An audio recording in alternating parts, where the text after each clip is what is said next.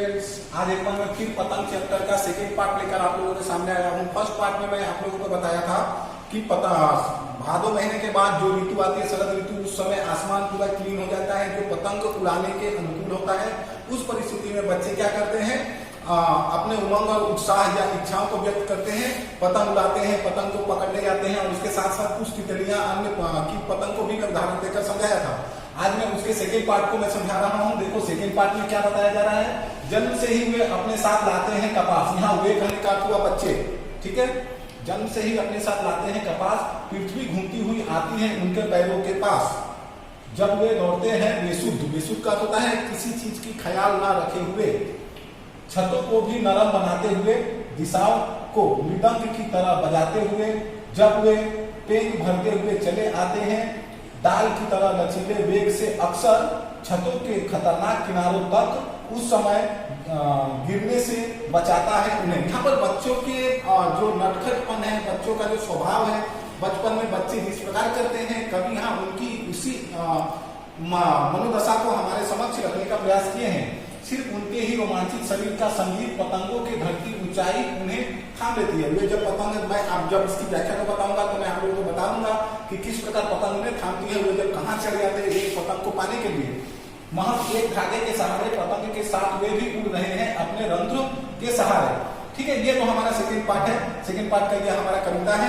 अब इसकी हम व्याख्या तो आप लोग अपना पुस्तक खोले, मैं भी पुस्तक देख रहा हूँ। ठीक है, पुस्तक के देखने के साथ साथ मैं आप लोगों को इसकी व्याख्या को समझा दे रहा हूँ। ठीक है, देखो पुस्तक में देखो क्या है।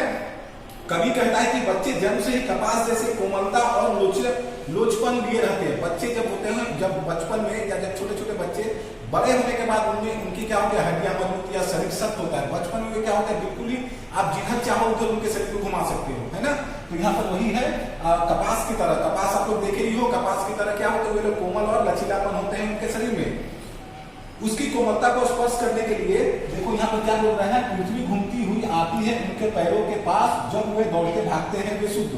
उनकी कोमलता या उनके लचीलेपन को पकड़ने के लिए क्या करती है, पृथ्वी घूमते हुए उनके पास आती है। बच्चे हर समय दौड़ते रहते हैं, वे दिशाओं को मृदंग की तरह बजाते हुए, झूलों के पैर की तरह आगे पीछे दौड़ाते हुए। मतलब कहने का हुआ वह अपने नटखटपन को यहाँ से लेकर यहाँ तक भी अपने नटखटपन को ही दिखाएं कि बचपन में बच्चे लोग क्या करते हैं, कभी झूलों पर चढ़ जाते हैं, कभी इतनी स्पीड दौड़ते हैं लगता है कि उनसे पीछे शत्रु छूट जाएगा, है ना।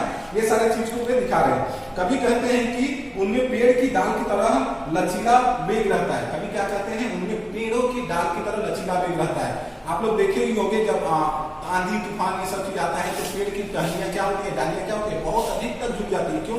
क्योंकि लचीलापन होता है। उसी की तरह यहाँ पर बच्चे भी क्या है, बच्चों को कवि ने लचीलेपन के साथ तुलना कर दिया, पेड़ों के डालियों के लचीलेपन के साथ। बच्चे पतंग उड़ाते समय बेसुध रहते हैं। आप लोग देखे भी होंगे, आप लोग भी पतंग उड़ाए होंगे। जब पतंग उड़ाते हो या कोई पतंग कट जाता है तो उस समय क्या होता है, आप लोग बेसुध का बता दिया था, किसी चीज की ध्यान में, किसी चीज को भी ध्यान में ना रखकर वे क्या करते हैं, आराम से पतंग उड़ाते ही रहते हैं। उन्हें किसी चीज की परवाह ही नहीं रहती है। उस समय वे छतों के खतरनाक किनारों पर भी चढ़ जाते हैं और बच भी जाते हैं। देखो एक पतंग कट जाता है या किसी पतंग को पाने के लिए बच्चे क्या करते हैं, एक छत से दूसरे छत, यहाँ तक कि पेड़ के डालियों तक भी चढ़ जाते हैं, है ना। तो यहाँ पर कभी वही बात को बता रहे हैं। वे केवल इस समय पतंगों की अधिक ऊंचाई पर ले जाने के लिए एक धागे के सहारे उनका ध्यान लगा रहता है। जब वो लोग पतंग उड़ाते हैं तो पतंग कितनी ऊंचाई तक जा सके, वह क्या होता है, ऊंचाई किस प्रकार जाएगी, उस जिस धागे में वे बंधे हो रहता है पतंग। ठीक है, तो वे बच्चे का ध्यान उस समय वही रहता है कि मैं इस पतंग को और कितना अधिक ऊंचा ले जा सकूं।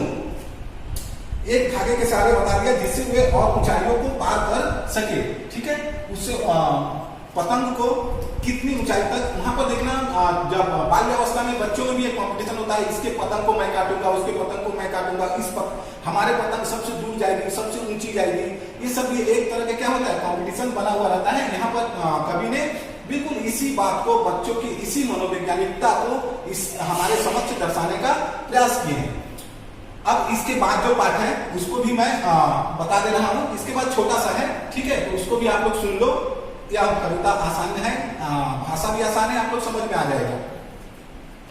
ठीक है, तो तीसरे पद में क्या कर रहे हैं, अगर जब वे कभी गिरते हैं छतों के खतरनाक किनारों से, पतंग को पकड़ने के लिए जब बच्चे छतों के खतरनाक किनारों तक पहुंच जाते हैं या छतों किनारों तक चल जाते हैं और क्या करते हैं, बच जाते हैं। और जब वे क्या करते हैं, बच जाते हैं, तब तो और भी निडर होकर सुनहरे सूरज के सामने, तब उनके मन में और डर नहीं रहता है, वे निडर बन जाते हैं और सूरज के सामने क्या करते हैं, आराम से खड़े होकर, छत पर खड़े होकर सूरज के सामने देखकर आराम से पतंग उड़ाते हैं और पतंग पकड़ते भी हैं। पृथ्वी और भी तेज घूमती हुई आती है उनके बेचैन पैरों के पास, और पृथ्वी क्या करती है, लाचार बेबस होकर उनके पैरों के पास क्या करती है, घूमती हुई आ जाती है। अब देखो इसकी व्याख्या को हम लोग समझ लेते हैं।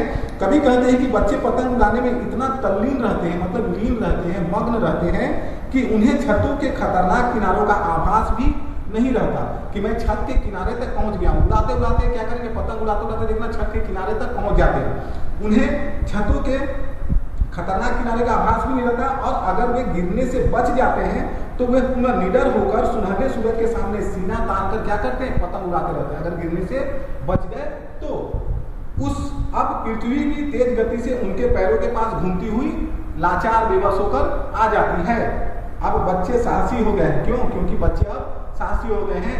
बच्चे साहसी होने के कारण क्या करते हैं, पृथ्वी भी उनके समक्ष लाचार हो गई है और छत भी को भी वह निडर, आसानी पूर्वक या निडर होकर वे क्या करते हैं, छत के किनारे पर जाकर पतंग उड़ाते हैं। ठीक है, तो आशा करते हैं आप लोगों को यह चैप्टर आलोक धनवा द्वारा रचित पतंग चैप्टर आप लोगों को समझ में आया। क्योंकि भाषा बहुत आसान है समझ, तो इसीलिए समझना भी आसान है, सीधे खड़ी बोली का प्रयोग किया गया है। ठीक है, आशा करते हैं ये चैप्टर आप लोग को समझ में आया होगा। इसके प्रश्न उत्तर को आप लोग खुद करने का प्रयास करिए। और सबसे पहले मुझको इसका केंद्रीय भाव यानी इस कविता का उद्देश्य लिखकर मुझे आप लोग दिखाएं। अगर ना हो तो आप लोग मुझसे पूछ सकते हो, मैं आप लोगों को बता दूंगा। थैंक यू, धन्यवाद। अगली कक्षा में फिर